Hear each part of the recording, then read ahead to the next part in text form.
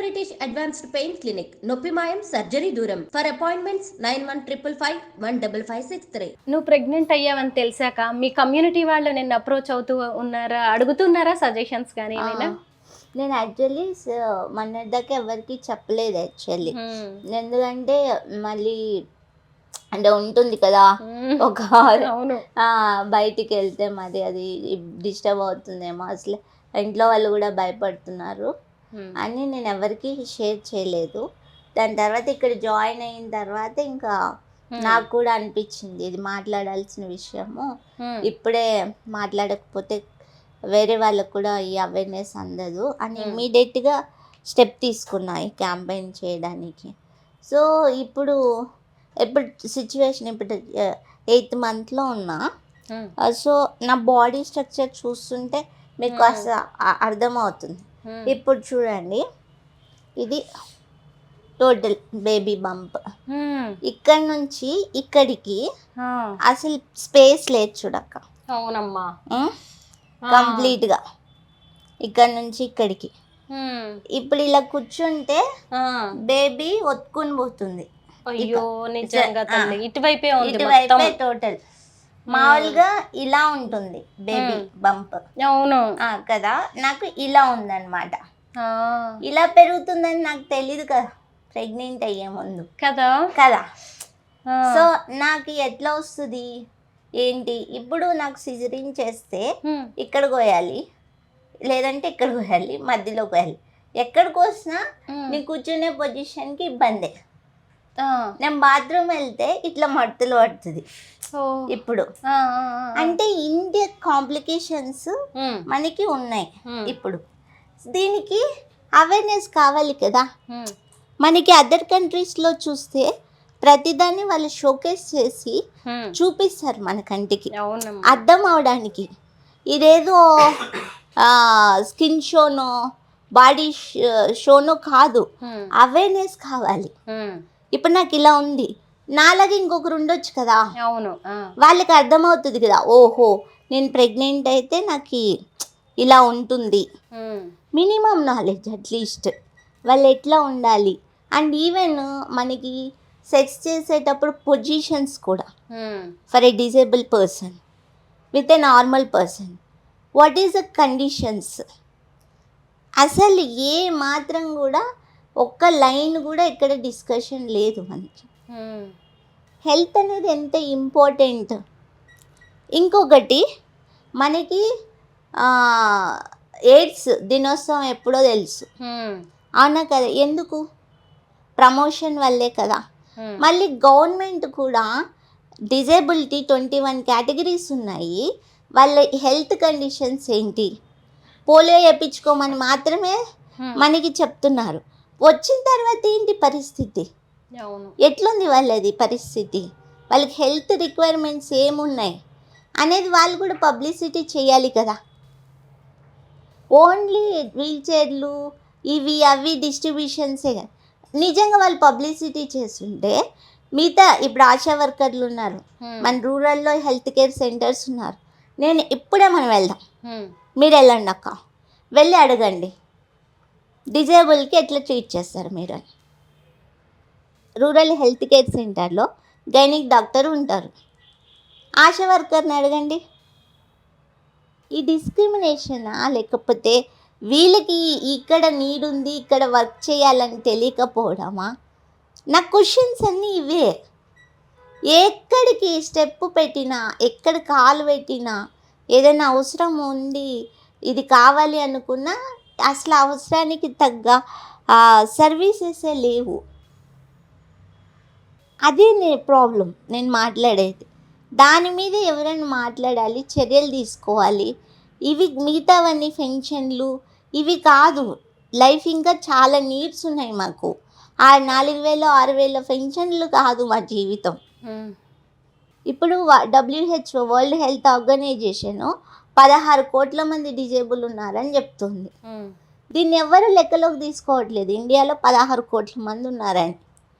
Only 2011 జనాభా లెక్కల ప్రకారము 2,68,00,000 లెక్కలే చూస్తున్నారు ఇప్పటికీ.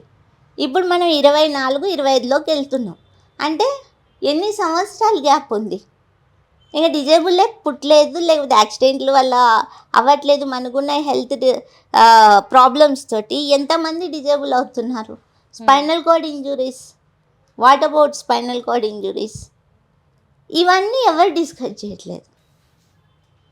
నేను ఎప్పుడు ఏది చేసినా కూడా ఇలా గ్రౌండ్ లెవెల్లో ఉన్న ఈ ప్రాబ్లమ్స్ అన్నిటి మీద మాట్లాడాలి, వీటి మీద చర్యలు తీసుకోవాలనేది నేను కోరుకునేది. వసుంధర, ఇప్పుడు నువ్వు ప్రభుత్వం నుంచి నీ డిమాండ్స్ ఏంటి, ఏం కోరుకుంటున్నావు? ఇప్పుడు నేను 2018 నుంచి తెలంగాణ గవర్నమెంట్ తోటి వర్క్ చేస్తున్నాక వాళ్ళు సపోర్ట్ చేస్తున్నారు అంతో ఎంతో స్పాన్సర్షిప్ లెవెల్. కానీ నాకు అడ్వకేసీ విషయంలో కానీ పబ్లిసిటీ అవేర్నెస్ని క్రియేట్ చేయడంలో అంత ఎఫెక్టివ్ మెజర్మెంట్స్ తీసుకోవట్లేదు. నేను ఒక్కదాన్నే ప్రతిసారి మాట్లాడడం వల్ల నేను ప్రభుత్వానికి వ్యతిరేకం అవుతాను. ప్రభుత్వానికి నువ్వు టార్గెట్ అయ్యేది ఏమీ లేదు వసుంధర, ఎందుకంటే నువ్వు మాట్లాడుతున్నది నిజం. ఎందుకంటే ప్రభుత్వానికి కూడా ఇవన్నీ తెలియాలని లేదు కదా, మీలాంటి వాళ్ళు చెప్తేనే ప్రభుత్వం వరకు వెళ్ళేది. ఇక్కడ నీడ్ ఉందని మనం మాట్లాడినప్పుడే తెలుస్తుంది కదక్క, అందుకే నేను మాట్లాడుతున్నాను అనమాట. వాళ్ళు చేయట్లేదో చూడట్లేదో అనేది కాదు ఇక్కడ నా ఇంటెన్షన్.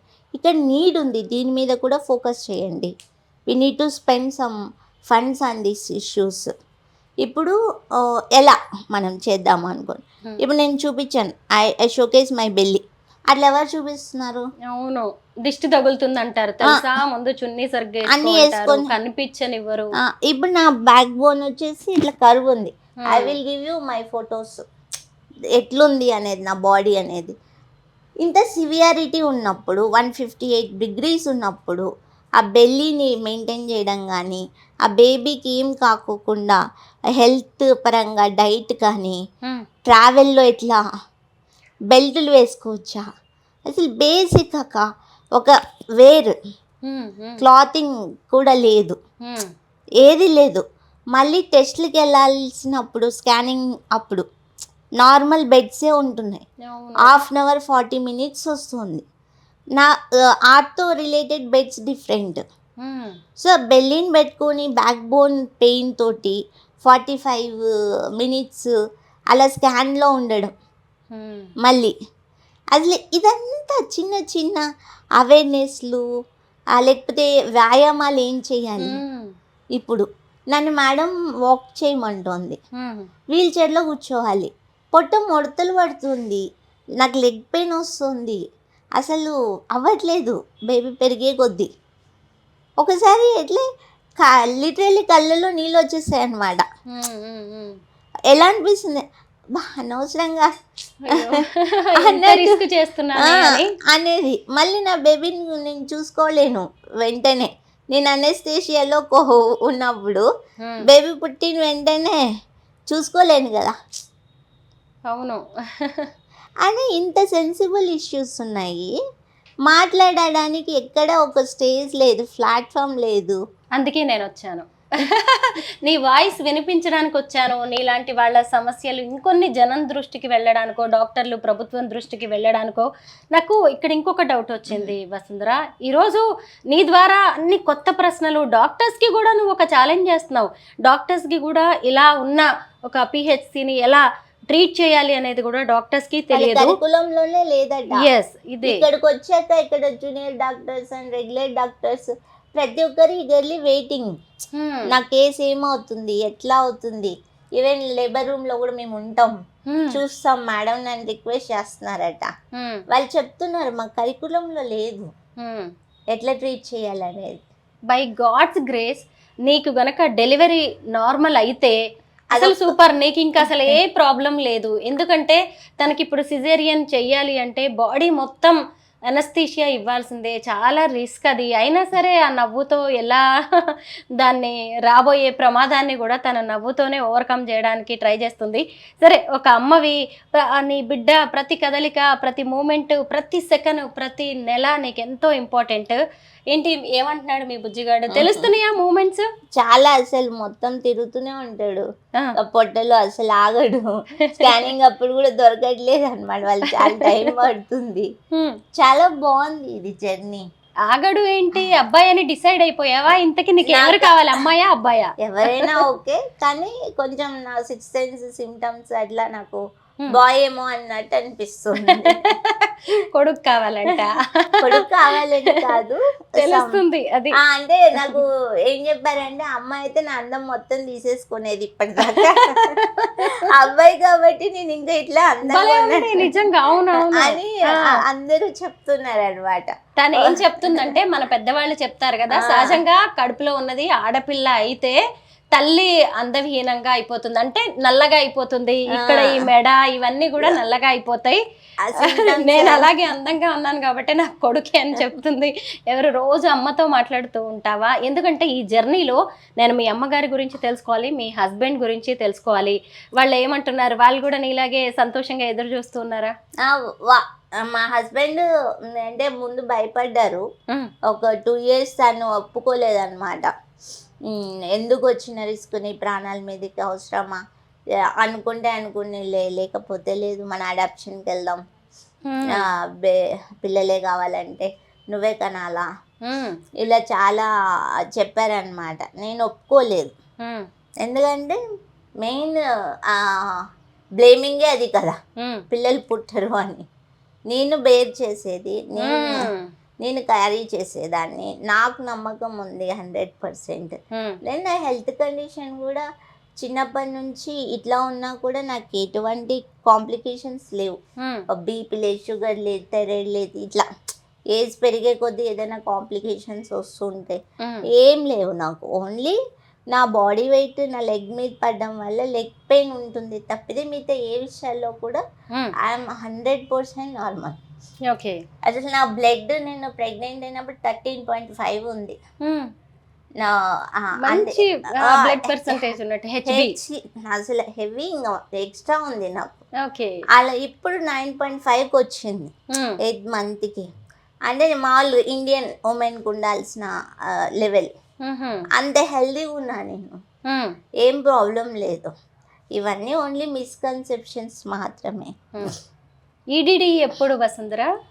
నాకు యాక్చువల్లీ డిసెంబర్ అన్నారు నార్మల్ డెలివరీకి అయితే, ఎండ్ ఆఫ్ ద డిసెంబర్ 30-31, మళ్ళీ జనవరికి వచ్చింది 1st or 2nd. ఒకవేళ సిజరిన్ వెళ్తే most probably November last week December 1st week వెళ్ళొచ్చు. ఈ భూమి మీద పడ్డప్పటి నుంచి నువ్వు పోరాటం చేస్తూనే ఉన్నావు వసుంధరా, కానీ నీ బేబీ నీ పొట్టలోంచి పోరాటం చేస్తుంది, అమ్మ నుంచి పోరాట తత్వాన్ని నేర్చుకుంటుంది. నీ నవ్వు ఇలాగే ఉండాలి, నీ ఖచ్చితంగా పండంటి బిడ్డ పుడతాడు, నువ్వు అనుకున్నట్టే ఏమో మగబిడ్డేమో. మంచిది, సంతోషం. నేను మళ్ళీ వస్తాను, నీ సక్సెస్ స్టోరీని ఇంకా వేల మందికి, లక్షల మందికి మనం చేరుద్దాము.